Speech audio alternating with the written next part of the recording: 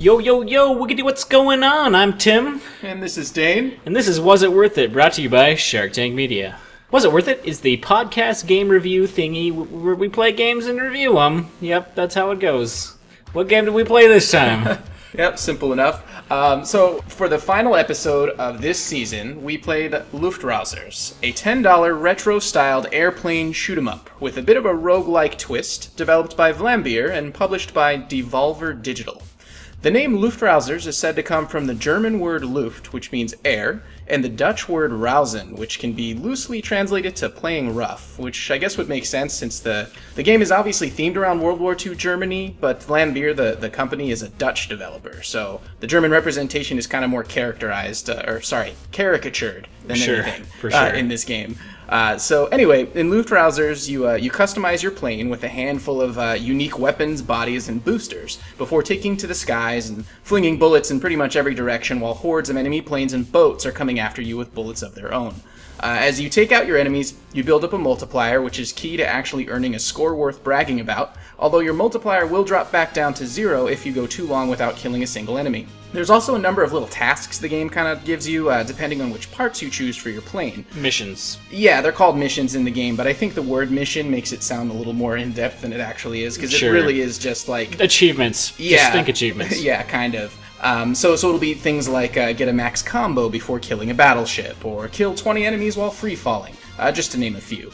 Sure. Now, other than those small tasks or missions, the goal of building up the biggest score possible is really the only other thing that you're kind of setting out to do. There's no real levels or story-related objectives, and when you die, you can immediately start right back over and essentially give it another shot, making it extremely quick, easy, and fluid to play, and also potentially very addictive. Right. So, Tim, what did you think of Luftrausers? Well, the first thing I noticed is the controls are just fantastic. They just feel so good to fly around, and the funnest thing is if you kill your engines, you immediately go into stall, and you can spin, basically as fast as you want in free fall, which lets you do these crazy, awesome maneuvers that obviously would not be possible in a real-life plane environment, but there's no G-forces on your pilot, so you can do whatever you want. So that was fun. The unique thing about this game, which I really liked, was that basically there's, as Dane mentioned, there's three parts of the plane. There's the weapons, the body, and the engine. And depending on which piece you have in which slot, it changes the music. And I thought that was really cool because it made it that much more fun to try out different things and try new combinations and stuff. Yeah, even if you didn't really like how a particular weapon worked, in tandem with a certain booster, at least like the song that you got to hear could keep things kind of interesting. Yeah, exactly. One problem I actually had was that I really liked one part, like the heavy armored body. I really liked what came with that, so I kept using that body just because I liked the music. But I actually loved the heavy armored body. That was my favorite body. Yeah, for sure. But anyway, I kind of was worried that it would get repetitive at first, but as soon as I started unlocking new things, it started to get fresh again. However, that being said, after a couple hours, I kind of lost interest, and I felt the game kind of suffered from what I think a lot of roguelikes do, and that is there's kind of randomness that can kill you. For example, there's big enemies, big strong enemies, blimps and submarines and things that can spawn after after you've been alive for a certain amount of time, or I'm not exactly sure what makes them spawn. Yeah, but I tried to kind of figure it out. Yeah, I couldn't figure it out, but sometimes these blimps spawn in the air, and almost, I want to say 2/3 of the time a blimp spawned, before I even was able to see the blimp, my screen was so covered in bullets from that blimp that I died instantly, and I had no idea that it was coming or even what direction the blimp was coming from or anything like that. I just died instantly, and there's just kind of like, for me personally, I think the issue was that you were too zoomed in on the plane and you couldn't see things beyond your screen. And I think if it was zoomed out like 2x or something like that, I'd be able to anticipate bullets coming much better, and it'd give me a more of a chance to survive in this, because there's situations where unless you're with this super boost, you're not in a maneuverable enough plane to actually get away. Like your engines aren't fast enough to actually get away. Depending on what's coming at you, for sure. Yeah. And we don't even really need to bring up the super hard mode, the SMFT mode or whatever that you eventually unlock. Right. Yeah. Did you get to see that? I didn't actually get that. No. Oh, okay. Yeah, that's one of the last things that you get when you get to like level 10 or whatever. Okay. But I mean, I got really addicted to the game, so I just couldn't stop, and so eventually I did get to that. But that's just it's basically like hell mode. You just it's so crazy, impossibly hard that even just doing small things is a feat. Right on. Yeah, I mean, this game was difficult. After a while, it would get extremely difficult. And Sure.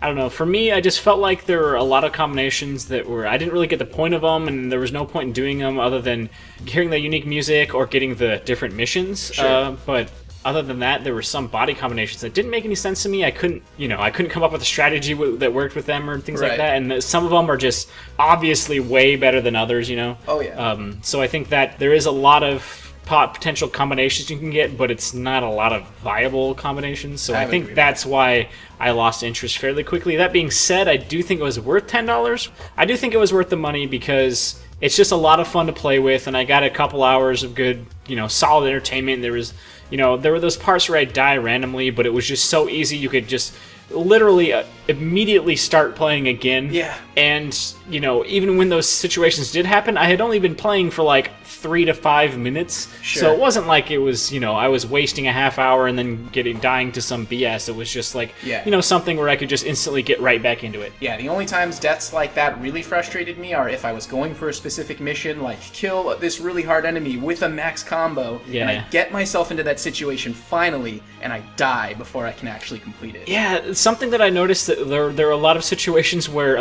enemies that were the same would overlap each other. Like 2 battleships would overlap each other. Oh, so yeah. I would get shot by one battleship and think, okay, I'm in the clear. It's not going to shoot at me again.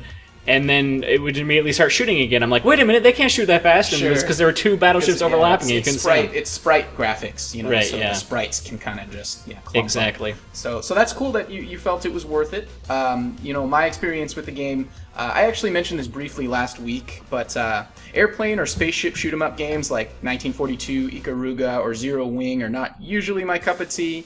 And just based off the trailer and some screenshots, Luftrausers appeared to be like just another one of those. I honestly thought it was just going to be another game like that.